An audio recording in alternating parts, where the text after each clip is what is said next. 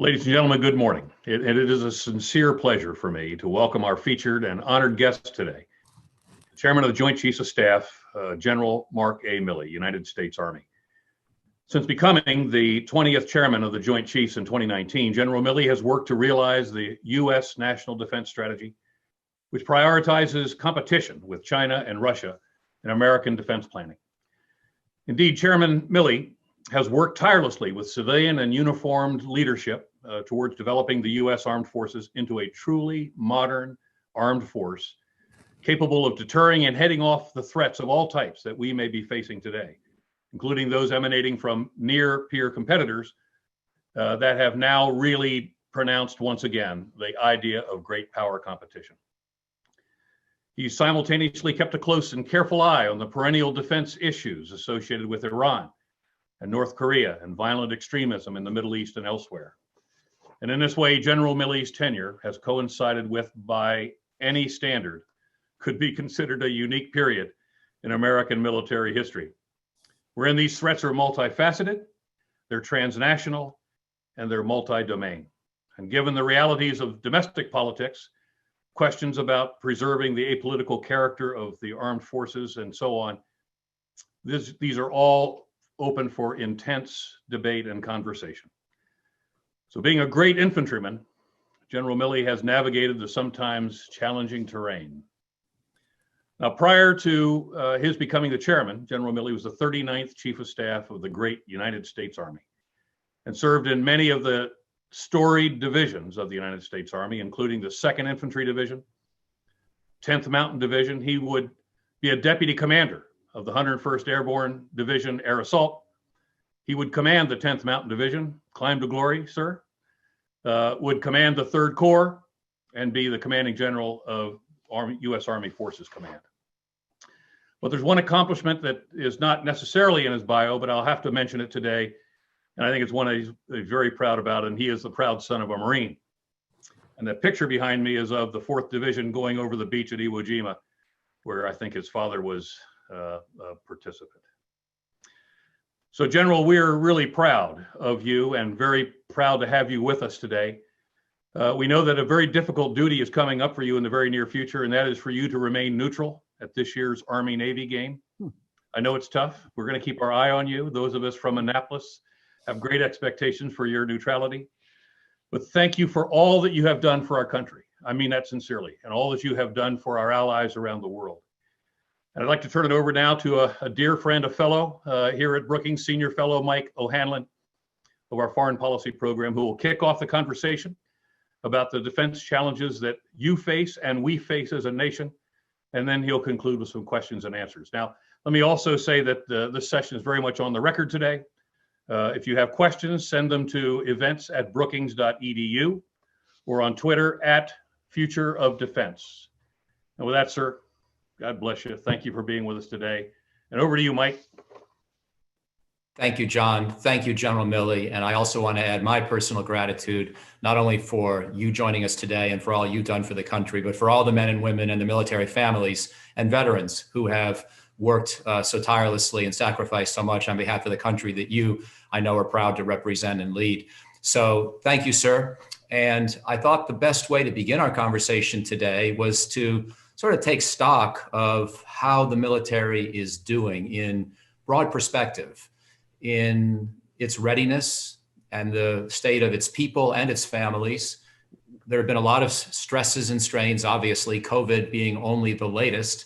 And so I'd love any update you might have on how the military is handling the COVID crisis, but also more generally, since we're at this moment as 2020 winds down. It's been 40 years since you finished up at Princeton as an ROTC and hockey player star back in the day. So you've watched the US military over 4 decades, and you've been now in leadership at the chairman position a year and a half, and before that for 4 previous years as the Army chief. So I just wondered how you would take stock of the condition of the US military today. And then we'll get into talking more about what you're doing to prepare for the future. But again, thank you for being with us, and over to you. Hey, Michael, thanks. Thanks for the opportunity. And I want to thank General Allen for those kind words. I think his picture was on the screen, and over his shoulder was a painting that I noticed, and it was the assault landing on Iwo Jima. And that beach looks to me like it was approximately the beach that my dad might have landed on with the 4th Marine Division. And General Allen's, I think it was his father-in-law, may have been the chief of staff of the 4th Marine Division. An incredible battle, bloodiest battle per square mile in American history. Almost 7,000 Marines gave their lives in less than 30 days. So I'm very humbled. My dad passed away, as most of the veterans have now, but I'm very, very humbled to be the son of a World War II veteran, hit the beach at Iwo Jima. And also, I might note, my mother served in the Navy at a hospital out in Seattle, so very proud of both of their service. Mike, you mentioned, 40 years ago at Princeton, I had no idea to make a career in the military, but I didn't want to serve. And 40 years ago, the world was a much, much different place. If we, roll the clock back a little bit, we should recall that, 1979, the Russians rolled into Afghanistan as part of an attempt to quell what they thought was a breakaway portion of what they considered their near abroad. You had the Iranian Revolution in that year.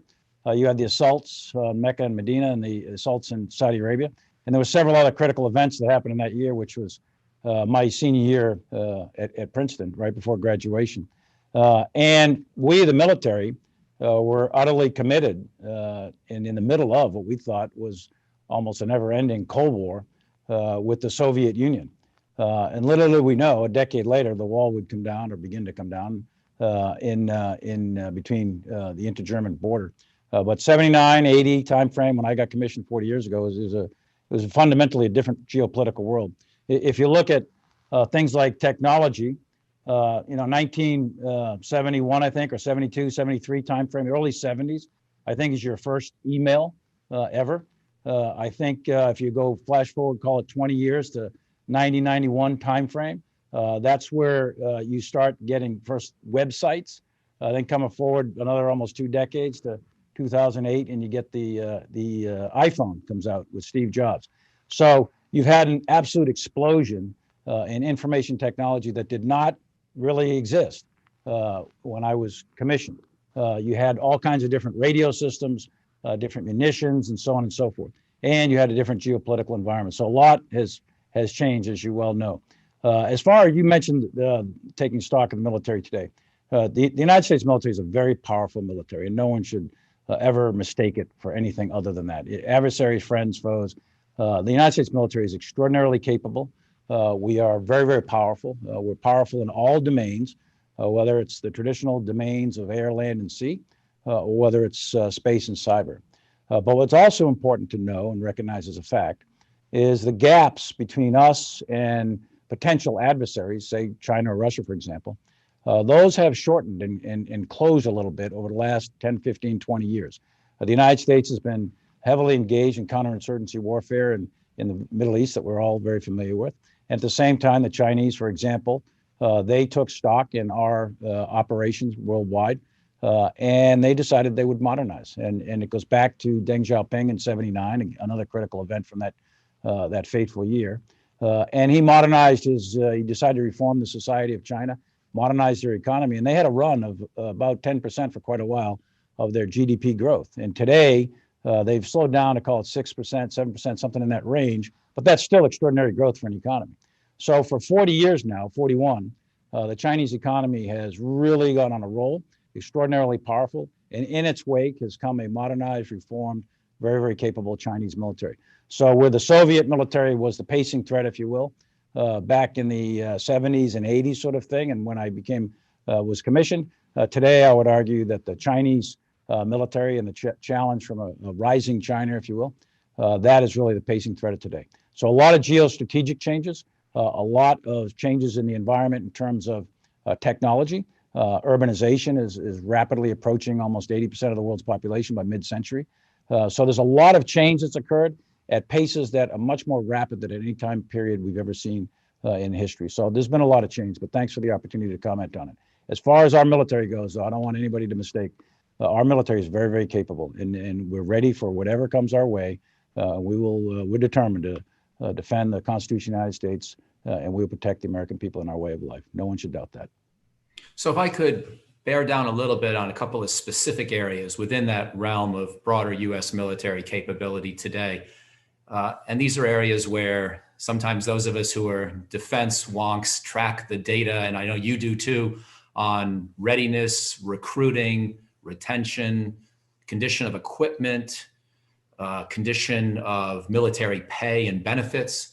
I wondered if you had any broad observations on those sorts of readiness trends. Is today's force, I mean, some people have said today's force is, of course, very tired. It's been doing so much for 20 years in the broader Middle East. Other people say, well, but the burden's less than it used to be. We don't have any big deployments in Iraq or Afghanistan anymore.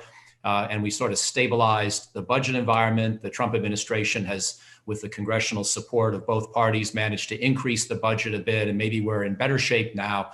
I just wondered if you could put some of these, trends of readiness in perspective compared to the last few years, compared to where you'd like them to be. Yeah, let me try to answer it. Actual readiness data, as you know, is classified. So let me try to answer it this way.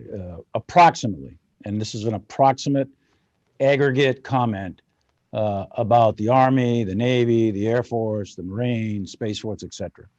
Round figure, about a third of the force is at the highest levels of readiness at a moment in time. And that's about right, because we would have a certain amount of the force is in training, a certain amount of the force is refitting from previous deployment, and about a third of the force is ready to go at a moment's notice, so to speak, at a high level of readiness. Some organizations and some units at a much higher level of readiness, others not so much. But a broad, metric for you and for others in an unclassified format, I would say at about a third, and it's factually correct. Again, some units higher, some units less. In terms of recruiting, we're doing actually pretty well on recruiting. There's some areas of concern, pilots and some of the higher tech skills, such as cyber specialists, et cetera, that are in high demand in civil society. Those are very difficult to retain, but our recruiting and retention across the board in all the services is pretty good. Discipline, excellent. Morale. There's always comments about the force is, tired and it's been at war for 20 years. That's true, but to a certain extent, that's true. But most of your younger part of the force has not actually deployed. And if there's one common theme that I get as I talk to troops around the world, is they would like to deploy. And it's not that they are deploying too much, it's that they haven't deployed at all. And they're just at their home station, they're training, and it's all important work, but they would actually like to deploy somewhere. And we do have forces that are deployed in a wide variety of situations, some in combat, some not. One of the things that we started to do, and I think this is important, is a holistic review of our global footprint and a holistic review of the disposition of the force and the task and purposes of all of the forces worldwide. There's a very strong argument to be made that we may have forces in places that they shouldn't be, and we may have forces that are needed in places that they're not right now, and that we need to adjust our global footprint. In some cases, there's an argument to be made we have too many troops overseas in too many countries, and there's a lot of budgetary implications to all of that. But broadly speaking, I would say the normal, traditional readiness indicators, the readiness metrics of recruiting, retention, and the standard classified data of train, man, equip, et cetera, we're in pretty good shape. I wondered if you could speak specifically, before we move on to the future, and you already mentioned China and the National Defense Strategy and innovation modernization, but before we get to that, if you could add a word on COVID and how the force is holding up at this late juncture, late in 2020, after almost a year of the pandemic. I know that early in 2020, there were specific problems with certain naval forces, the Teddy Roosevelt, the Kidd. There had been concerns. There was a need, I believe, to suspend basic training for a while back in the spring. But overall, it appeared to me through the spring and summer that the force was holding up pretty well in the face of COVID. And mercifully, there weren't that many fatalities within the U.S. Armed Forces from COVID either. Could you give us a snapshot here as we near the end of the calendar year about how the military is holding up in the face of this terrible pandemic? Well, early on, we took pretty aggressive action within the military. Now, we're unique. We're a subset of a free and democratic society, but we have a hierarchical structure. We have discipline. We issue orders and people follow them. So we took some pretty stringent measures early on to protect the force. And the reason we wanted to do that we recognize that our job, our task as a military is to protect the American people. And we can't accomplish that task. We can't protect the American people, defend the Constitution if we're all sick. So we recognize the need to protect the force early on. And we did that. We pulled off the shelf our global pandemic op order that has been in existence. We tweaked it a little bit, and we started doing certain conditions on our own force. We learned a lot of lessons from the TR, as was known. And we started doing isolation and screening prior to getting on ships, for example, or any closed operating environment like a bomber or a fighter, et cetera, where there's multiple people in a crew. So we imposed a whole series of pretty stringent restrictions on ourselves that seems to have made some contribution. But I think one of the biggest contributions to why the U.S. military has fared fairly well, and not perfect. We have had deaths, and those are tragic. We have had troops that are sick, et cetera. But statistically speaking, relative to the whole, the number of deaths and sicknesses within the military, within the force, has been relatively small. Probably the biggest contributing factor to that is our demographic. Our demographic is not the same as civil society. Our demographic, to no one's surprise, is mostly young people who are highly fit, and they tend to fare reasonably well if infected. So we, through a combination of our demographic and the control measures that we put on ourselves early on, we have done fairly well overall, and I think we are at least equal to or better than any of the militaries in the world as it dealt with this particular virus. The second part of that, though, is our contribution to helping the American people through the COVID crisis. And we deployed at the peak about 62,000 troops in support of COVID, to include, troop ships. You saw the Comfort and the Mercy out there. You saw hospitals being sprung up in various cities, doctors and nurses. In fact, we just sent a whole contingent of nurses the other day. So we still have today, at the peak we had 62,000, but today we have about 23,000 committed to the COVID operations around the country. We're continuing to do that, and then our contributions to Operation Warp Speed is significant. General Gus Perna is one of the senior logisticians, a great human being, and he's out there banging away, and he's going to make sure that we distribute the COVID vaccines nationwide here in a very short order. I think next week or two or three, they'll start the distribution of those. So the military's made a contribution to protecting the society, and also we've protected ourselves in the process. So I think we've done reasonably well as a military. Fantastic. I'd like to now turn to the future, and you've already teed up some of the big issues in mentioning China and the current and future global security environment. It's been almost 3 years since Secretary Mattis, with you and others as part of the team, wrote the National Defense Strategy under President Trump. That built on initiatives that occurred in the latter Obama years when you first became Army Chief, like the third offset, as it was called. The Army's had its multi-domain operations. You helped create the Futures Command when you were Chief. I wondered if you would want to offer some broad commentary on where we stand with this greater effort in terms of preparing for great power competition, hopefully not great power war, but nonetheless, reinvigoration of great power deterrence, and just where you see us at this juncture at the end of 2020. Over to you, please. A couple of things. First, I think the NDS is a very, very good document, and that will be one of the significant contributions that General Mattis has made over the many that he's made over the years. And that document, I think, is rigorous. It was well thought out at the time. Many people contributed to it, but it really was the pen of General Mattis who did that. And that's based in a solid understanding of history, of military history, of geopolitics. Is it perfect? No, it's not perfect. There's a few things that probably need to be tweaked, but mostly it's pretty good. It's not a bad document at all. And I think it's withstood the test of time here in the last 3 to 4 years. Are there some things that need to be modified for next administration? Yes, and I think that they will likely do that. But right now, I would say it's a pretty good document. One of the highlights in that document, it talks about a return to great power competition. Now, you could argue the word return. Maybe we've always been in great power competition, but we were engaged in counterinsurgency warfare against violent extremists and terrorists around the world. And we didn't necessarily recognize some of the changes that might have been happening in the world. But nevertheless, great power competition is in fact a statement of fact about the international condition as it exists today. And I would say that we're not in a unipolar world, we're in a multipolar world for sure, with China and Russia and the United States, all three being exceptionally powerful militaries being very powerful. At least the Chinese and the American economies are very powerful economies. And then there's other poles, the EU, for example, and then there's India and Brazil. And so we're in a multipolar world. What does that mean? What's the effect of that? Anytime, like during the Cold War was arguably a relatively stable geostrategic situation, even though it was nerve-wracking. It was relatively stable in part because you had two poles that others gathered around. But in the international system, there were two essential powers, and they could establish procedures and policies and communications and SOPs with each other. And over time, that acted as a stability or a stabilizing force within the environment. When you get into an environment that has multiple poles, it automatically becomes more complex, almost by definition, and more dynamic. So that's one condition that we are in for sure, and likely to remain in for a considerable length of time.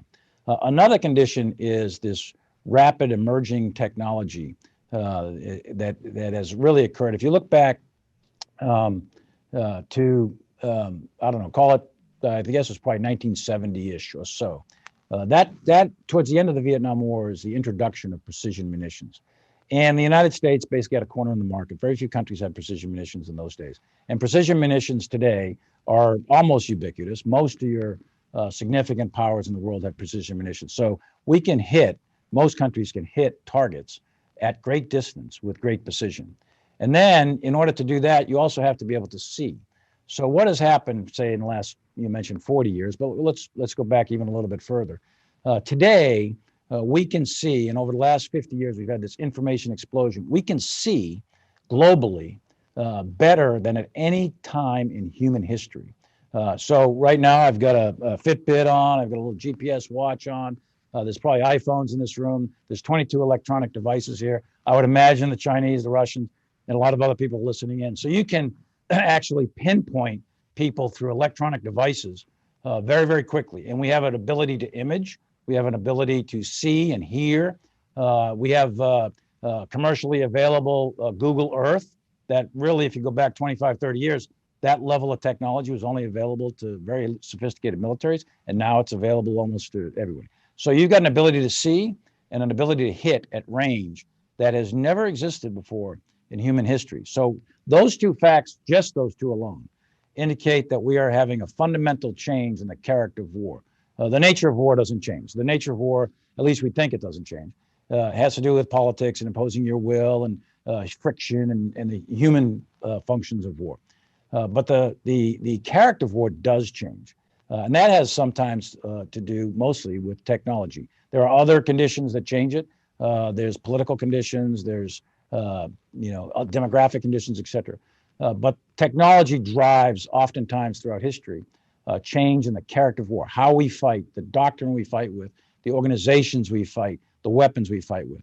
And we are undergoing a real fundamental change in the character of war. I mentioned two that have been going on for 30, 40 years or so, but add to that some technologies that are emerging and that are coming very, very fast. Robotics, for example. It's already widely available in the commercial sector for a lot of different uses. We use it to a limited extent in military operations. You hear about UAVs or drones. You see explosive ordnance disposal teams use them in small penny packets. But you also see some experiments going on in the United States Army and the Air Force, the Navy, to create robotic ships, robotic planes. And it's conceivable, theoretically conceivable, that in some point in the future, you could have entire tank units without crews, or entire squadrons of airplanes without pilots, or ships, carrier strike group without sailors. I'm not saying it's going to happen, but it's theoretically possible. So robotics is coming on, and it's going to have a military application in the not too distant future. Add in another technology like artificial intelligence.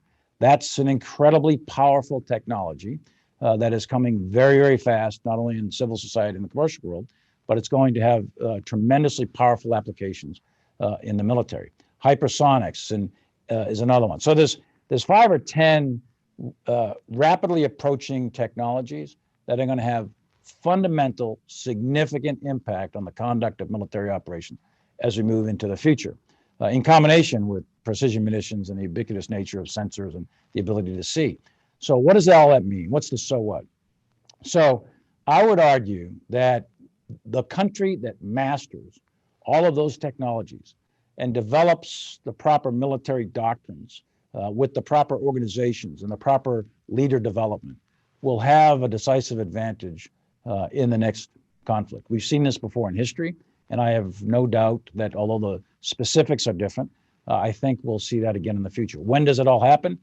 Not really sure. It depends on who you listen to. But I think that it's reasonable to think that sometime in the mid to late 30s, early 40s, perhaps mid-century-ish, maybe at the latest, you'll start seeing real significant use of those technologies and combinations by advanced societies. And it's incumbent upon us, the United States, if we want to continue to be a free and independent nation, to master those technologies and make sure that we do the proper application with our doctrine and organizations, et cetera. And that's what you see happening today, right now. The Chinese, the Russians, the United States, and many other countries are developing these systems and putting them together in different ways that will have some sort of military application in the future. And I think we're on the right path, I believe. But the key here, none of us are going to get it perfect. The key is to get it less wrong than your enemy, as Michael Howard, the military historian, said a long time ago. So the future is going to be very dynamic, Michael.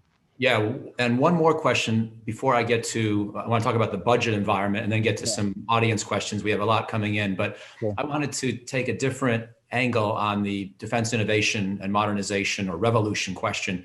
How do you feel about the vulnerabilities in the U.S. Armed Forces today that some of these technologies are already creating? Leave aside what would be the situation in 2030 or 2040, as you just mentioned, but I'm talking about our command and control systems, our cyber systems, the electronic warfare environment on the tactical battlefield and what that could do to our radios, our dependence on satellites, on fiber optic cable, an issue that my colleague Frank Rose often harps on.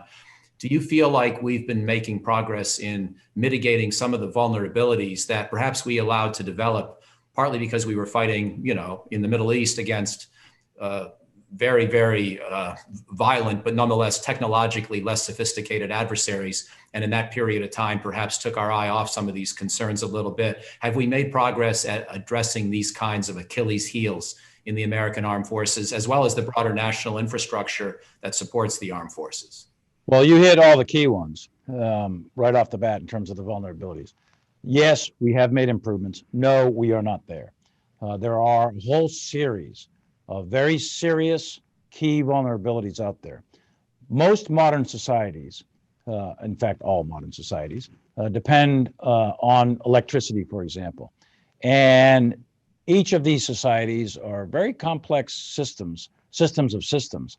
But they all, at the end of the day, depend on some form of electricity to make all the radios work and the planes and trains and automobiles drive. So that's key. We have to also protect the internet, if you will, which wasn't built originally thought of as sort of a military system that needed to be protected. So at the very beginning, the internet through DARPA and all that didn't have the protections built in at the very beginning. Today, that's a vulnerability, and we're quite aware of cyber threats to the United States and to our friends and allies, and not only from criminals but from nation states. So those areas, all of those areas that you cited, are key vulnerabilities. Space as a domain, for example, is critical. There's an argument to be made, and many have made it in various unclassified writings, that a country might try to seek a first mover advantage, for example, to blind the United States. The next Pearl Harbor could happen in space, many people have written.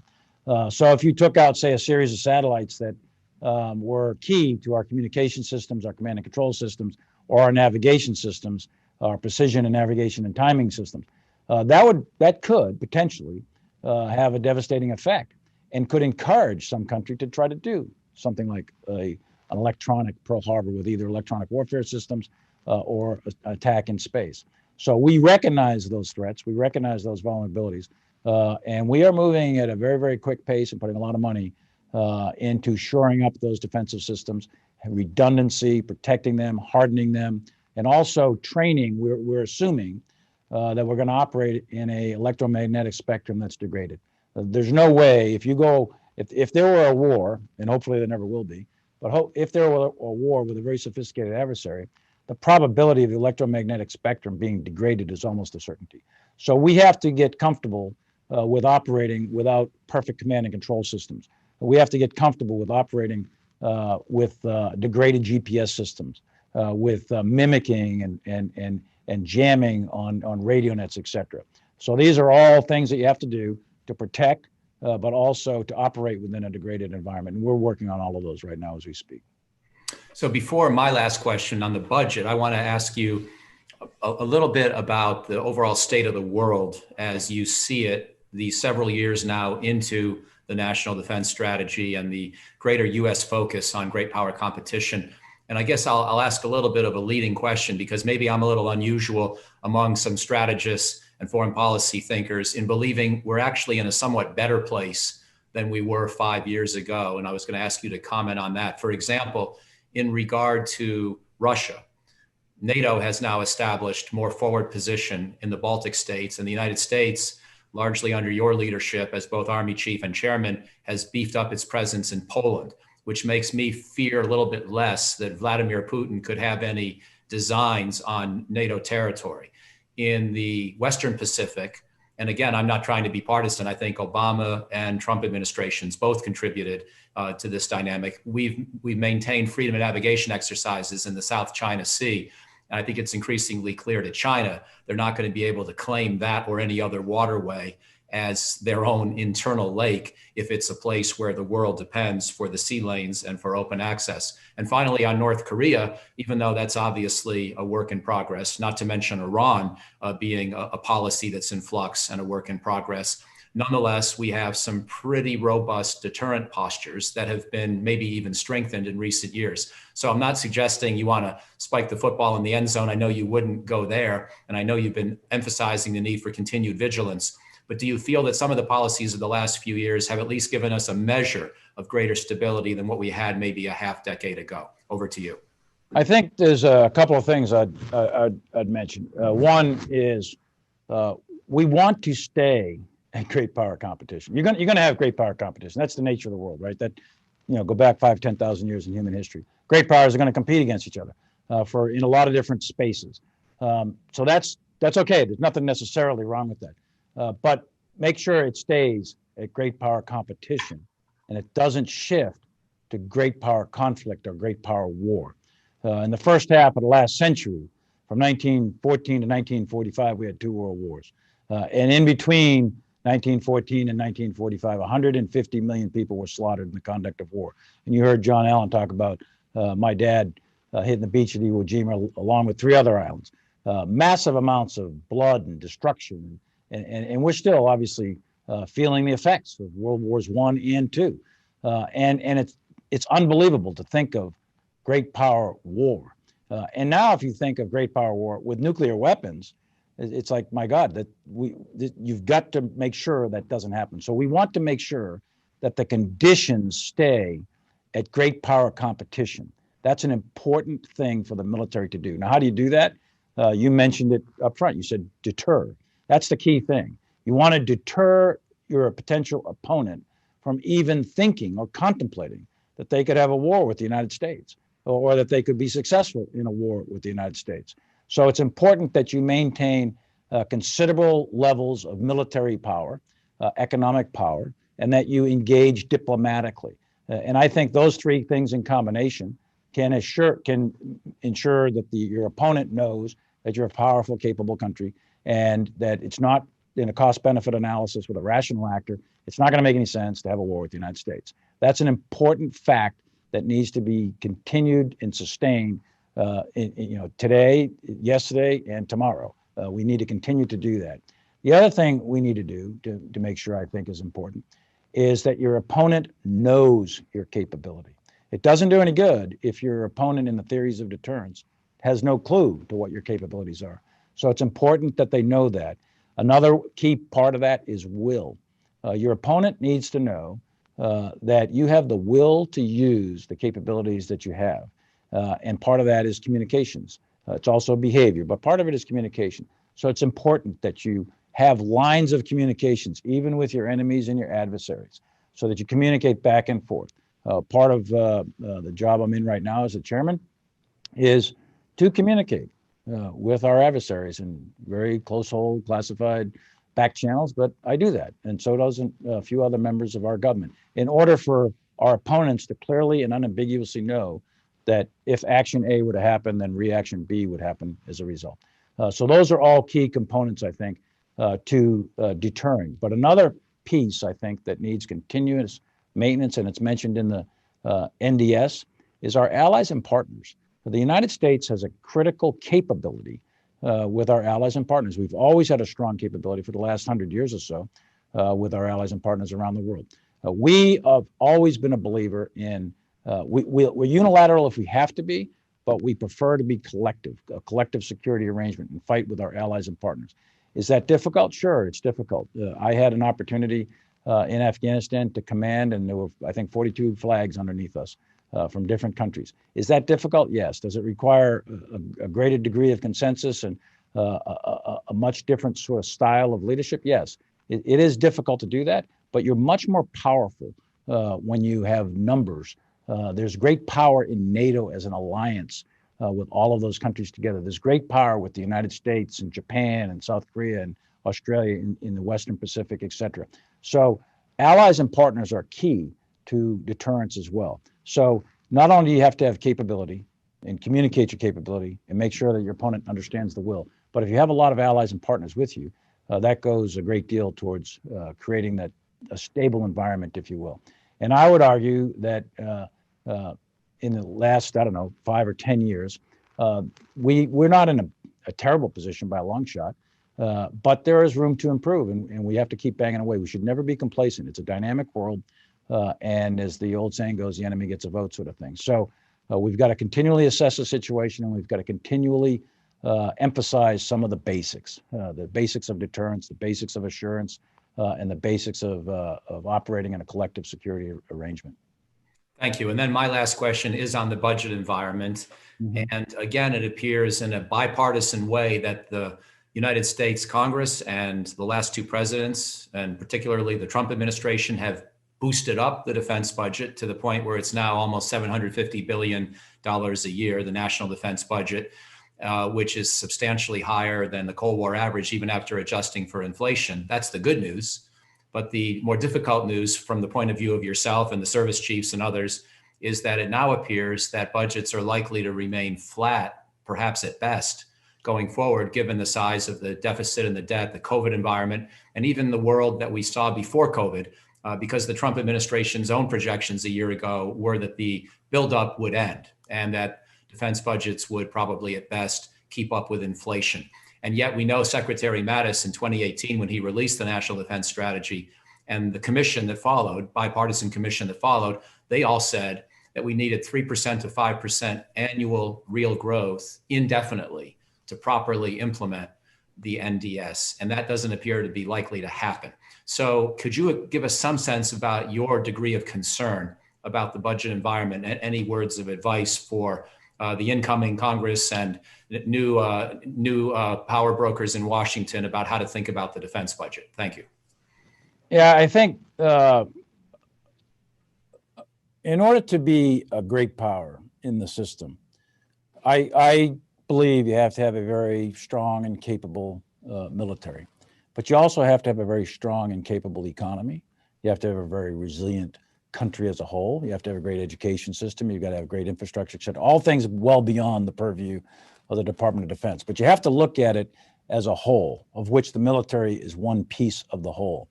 And we do cost an enormous amount of money for the American taxpayer. As you mentioned, $750 billion, and at a 3 to 5% growth rate annually, not too long, it would be $1 trillion, and so on. So in an ideal world, I believe that we would need 3 to 5% sustained level of real growth in order to continue the modernization programs and the readiness programs and so on that we have.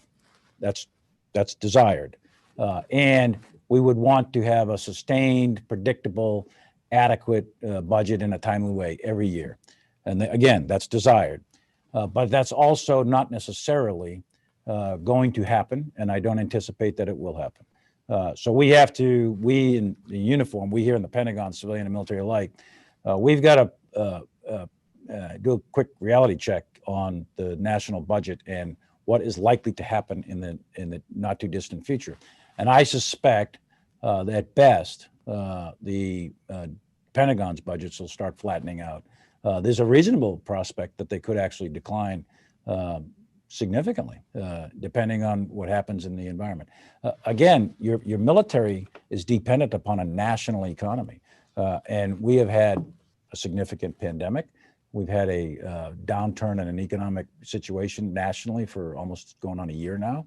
We've got significant unemployment and so on and so forth. So the most important priority that you need to do is take care of the COVID piece, get that behind us, and breathe new life into the economy. Once you do that, then you can put additional monies into a military. So these are things that these aren't things that the chairman does or the Pentagon does. These are more national type priorities. But I expect for us in the uniform, I anticipate in the coming years that it's likely to be flattened. It's possibly decreased a little bit. So what does that mean? That doesn't mean that the world's going to end for us.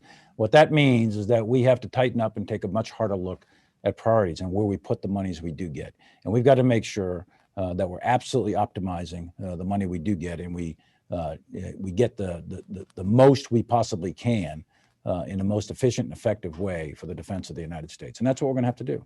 We have to really, take a hard look at what we do, where we do it. That's why I was saying about our overseas disposition, for example. There's a considerable amount of money that the United States expends on overseas deployments, our overseas bases and locations, et cetera. Is every one of those absolutely positively necessary for the defense of the United States? Is every one of them tied to a vital national security interest? Is every one of those exercises that we do really critically important? Hard looks, real hard looks at everything that we do, I think, is warranted. And I have no problem in leading us through that to the extent that we can. So thank you. And that is a nice segue into some of the audience questions, which I'll now turn to and try to weave into our conversation. There are a few questions about our posture in the broader Middle East, which you've alluded to already.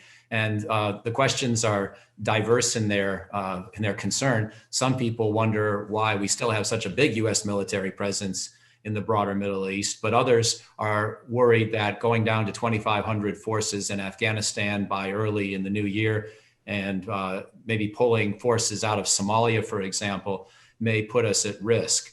I realize that these are charged questions and a lot of considerations go into them, but is there any way you would help us understand the U.S. military posture and the trends that are ongoing in the U.S. military posture towards the Middle East? Yeah, I think, again, we have to roll the clock back quite a ways here. Why is the U.S. military in the Middle East to begin with? And you've really got to go back to the 30s and the discovery of oil and the British footprint that was in the Middle East at the time, and then the United States coming on the stage as a world power in World War I, and then of course with World War II.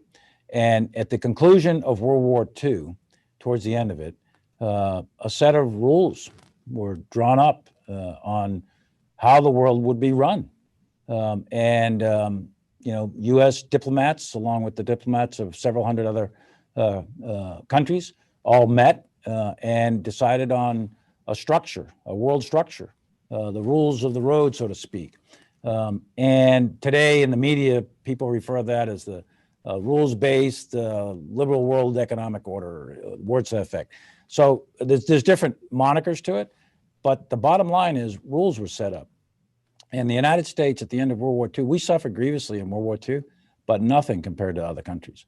The Soviet Union suffered 20 million killed in Germany and Japan, 20 million. China, I think, was 20 or 30 million. Just horrendous destruction in some of these countries. And most of them economically were just laid flat. The United States had an enormous amount of aggregate power as a proportionate to the whole by 1945. And we wrote the rules. And other countries signed up to it. At least one other country didn't like it, the Soviet Union. So they wrote their own rules, and they broke apart and called it the Warsaw Pact sort of thing, and the world broke into two. That all ended in 89, 90, 91. And then the wall came down, and pretty much everybody to include the Chinese, subscribe to the rules that we wrote back in 1945 sort of thing. So if you have a set of rules, you had to have someone to enforce the rules. And that became the United States and our allies and partners. And that's, the open seas, for example, and to make sure that you mentioned freedom of navigation, to make sure that the global commons were properly policed. All of that fell to the United States as the main enforcer of this set of global rules. Now, today, people are wondering why we are where we are. Well, that's why we are where we are, because we set up a set of rules, and we, the United States, through various administrations, and there was a broad consensus that we would, in fact, enforce those rules with our allies and partners, but we were the enforcer of the rules. It's a fair question to ask if those conditions still obtain and if we still, as a nation, want to do that sort of thing. If the answer is yes, then that requires a certain degree of budgetary output and a certain degree of military capability, et cetera. If the answer is no, then that requires a different solution. So that's an open-ended question for the American people and the American electorate and our civilian leaders to decide. And I think there is actually a bit of a debate going on in our society right now on what our role is, broadly speaking, in the world. But right now, that's the reason why we are where we are. And in the Middle East specifically, everything has to do, at least initially, everything had to do with the protection of oil, because oil and the free flow of oil, that was the primary means by which the industrial world ran itself. We, the United States, actually were never really dependent on Mideast oil. We only got a percentage of it, but all of Western Europe and all of Asia, Japan, for example, and South Korea were very dependent on Mideast oil. So we were the guarantor of the secure lines of communication to make sure that the oil transported from point A to point B. That's why we were there originally. Today, the United States is self-secure in oil. So it's a fair question to say, should we be there to protect oil or not? That's not a question for me to answer, but that's for people to ask and answer in some sort of national debate. But there's other things at play also in the Middle East besides oil. There are other things such as American values. Do we think that human rights matters? Do we think that stopping terrorism is a good thing or a bad thing, and so on? Do we think support of Israel is good or bad? Do we think support of various countries is good or bad? Those are questions, those are policy questions, again, for others to ask and answer, and then we execute the orders that are given to us. But that's why we are there in many ways as to why we're in the Middle East to begin with.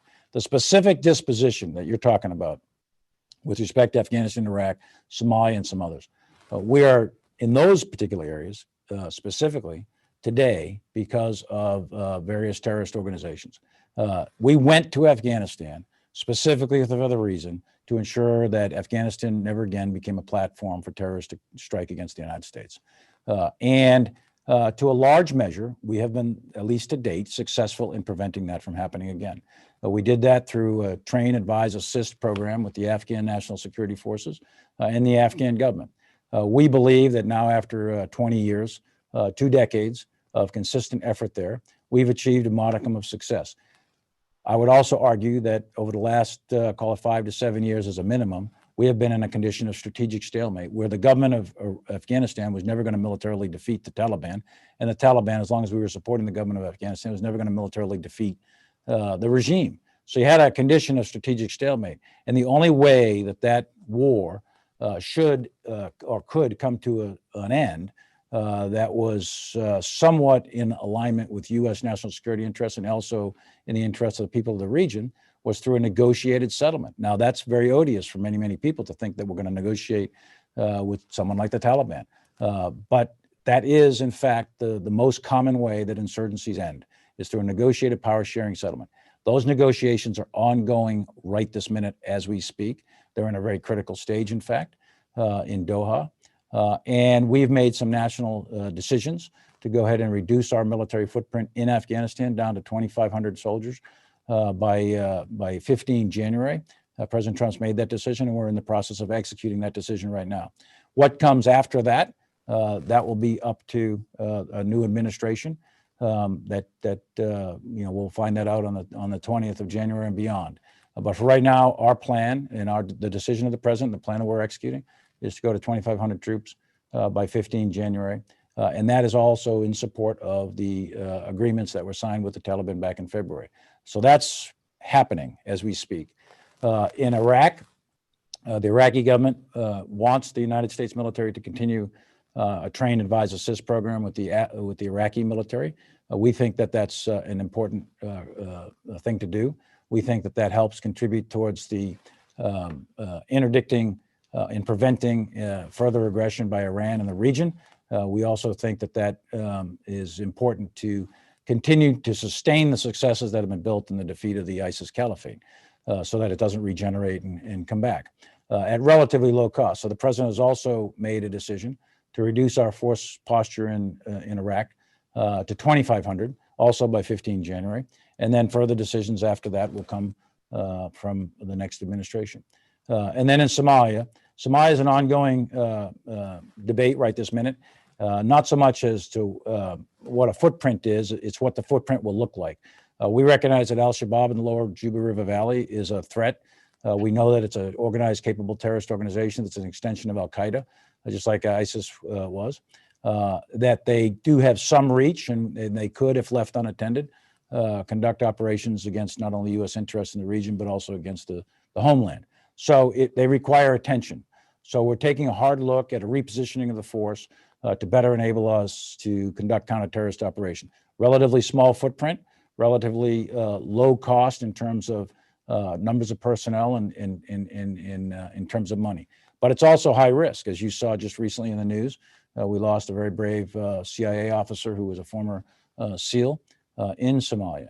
So none of these operations are without risk, but we think we're approaching it rationally and responsibly to adjust the footprint to what is necessary in order to continue the operations against the terrorists that are out there operating against the United States. Just one quick follow-up on the broader Middle East and Afghanistan specifically, and then there's a question about Korea, which I'd like to turn to next, and we only have about 5 minutes left, so I know we're wrapping up. But in regard to Afghanistan, to the extent that you can explain in an unclassified setting like this, what that 2,500 U.S. troop footprint will look like, I think a lot of us would be curious. Is that essentially one major operating base and then some smaller capabilities with training and advice here and there interspersed with the Afghan forces? Is that a couple of big bases, maybe one near Kabul, Bagram, and then maybe one in the east? To what extent have you settled on what that footprint looks like? We have looked at that. General Miller in Afghanistan, General McKenzie, they've made their recommendations and given a back brief to the acting Secretary Miller, and he's approved the plan to go forward. I'd prefer at this point, Michael, not to discuss exactly what bases are coming down. As a general comment, though, you're looking at a couple of larger bases with several satellite bases that provides the capability to continue our train, advise, assist mission and continue our counterterrorist mission. So thank you. In regard to Korea, there are a couple of questions that are focused on the need for vigilance in what's always a tense part of the world. Speaking of going back in time, we'd have to go back in time 70 years to the origins of that conflict. And there's obviously been a lot of history that's transpired in just the last few years under the Obama and Trump administrations in regard to Korea. How do you feel about the overall situation on the peninsula today? Are you worried about a North Korean resumption of nuclear or long-range missile testing? Do you feel that our deterrent posture with the South Koreans is pretty strong? Any comments in particular in regard to Korea? There are a number of questions along that line. I think the alliance between the United States and the Republic of Korea is very strong. It's very resilient. It's a Senate-approved defense treaty. And we have 28,500 troops in South Korea with significant capabilities. And the ROK military is very significant. It's one of the better militaries in the world, in fact. So I am very confident in the military capability to deter any provocations or attacks by North Korea. It is also true that North Korea has advanced their nuclear weapon and missile delivery capabilities. But the deterrence capabilities of not only the Republic of Korea, but also in combination with Japan and most importantly with the United States, is very, very significant. So North Korea has a wide variety of challenges internal to their own society. Do I expect North Korea to do provocations at some point in the future? That's very possible. I mean, they've got a long history of doing things like that. But I think we have adequate vigilance. We are monitoring the situation closely, as we always do with North Korea. and we have adequate military capabilities to deal with whatever might come our way. So the very last question, General, and then again, thank you so much for the time you're spending with us today and all of you and the men and women in uniform around the world are doing to defend us and their families. There are some questions about weapons of mass destruction, and let me put that in specific form in regard to two concerns in particular. One, have we learned anything about biological weapons or the potential of future kinds of biological weapons by watching this pandemic, a naturally occurring, as best we know, naturally occurring outbreak, but nonetheless that may foreshadow things that could be done deliberately by future non-state actors or governments if they create more advanced biological weapons. And then secondly, in regard to nuclear weapons, you've already touched on this, you just discussed North Korea, but I wonder if in particular, the concern about limited nuclear war that we've heard Russia threaten at times in recent years, that Secretary Mattis felt the need to, in some ways, respond to with the Nuclear Posture Review of 2018. If the idea of limited nuclear war is sort of a bad idea that's being put back in a bottle, or if that is of particular concern to you as well, that some countries, for example, might take it a little too cavalierly and assume they could do a very limited strike or two and still keep things under wraps. So final set of questions has to do with weapons of mass destruction. Over to you. Yeah, Michael, those complex questions, actually. On the first one, it is clear the devastation that the Corona-19 virus has done, not only to the United States, but to the world. And it's incredible when you look back at the December, January, February timeframe and look at today and look at the devastation, economic devastation, and obviously the loss of human life. So could that virus or any other type virus or other biological type systems be deployed for nefarious purposes, to do that by intent? Absolutely, yes, it could. And is that a concern? Yes, it is a concern. And is it a concern that a nation state would do that? Clearly, nation states have the capability to develop those kind of weapons and could deploy them, but that would be a very, very drastic move on the part of any nation state, which would be a complete and utter act of war, which would have a devastating response from the United States. But more concern would be a terrorist organization. Someone who may or may not be operating off of rational actor sort of rule sets. That's of great concern.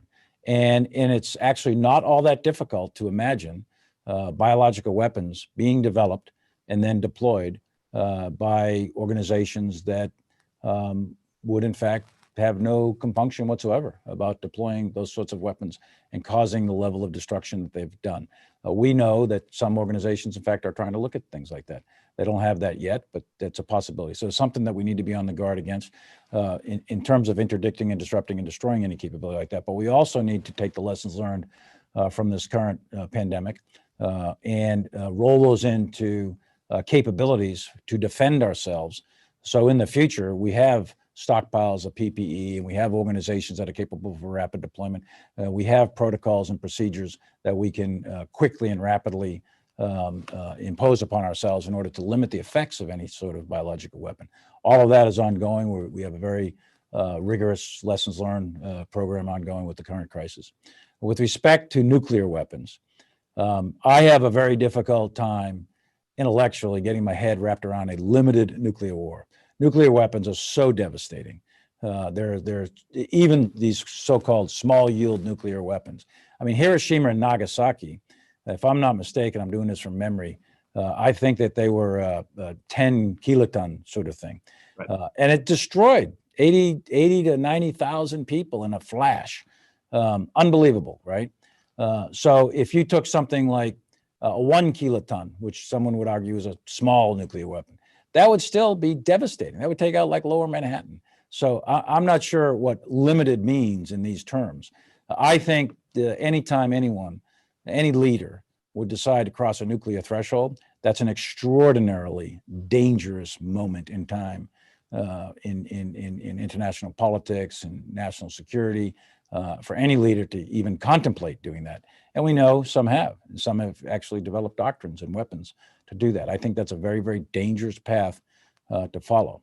The other part of that, though, is again, back to terrorist organizations or some sort of rogue organization, that if they were to get their hands on nuclear weapons, then they would use them. That's a problem, and it's still a problem in the world, and it's something that we need to pay close attention to. As nuclear proliferation occurs, and it is occurring, North Korea has nuclear weapons now, and many other countries have nuclear weapons.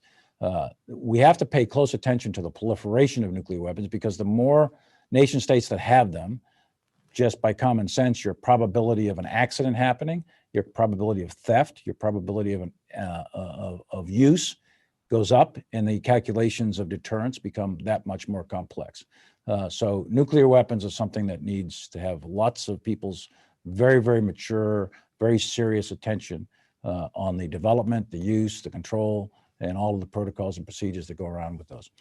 In certain ways, over the last 5, 10, 15 years, really since the fall of the Berlin Wall, a lot of our study and our rigor and our discipline with respect to nuclear weapons has atrophied a bit.